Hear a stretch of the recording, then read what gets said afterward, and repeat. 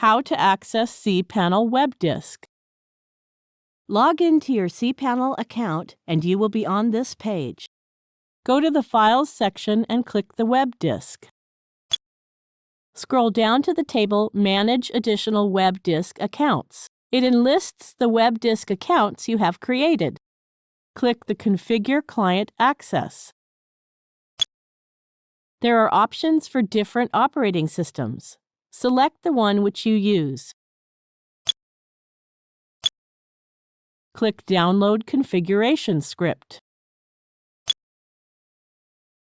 The browser takes some time to download the configuration script. Double-click the script to run it.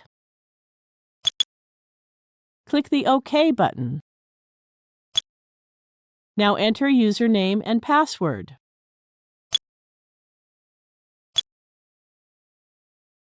Click OK. We have successfully mounted the web disk. We can treat it as any disk on a computer. There are already files and a folder on the web disk to show as an example.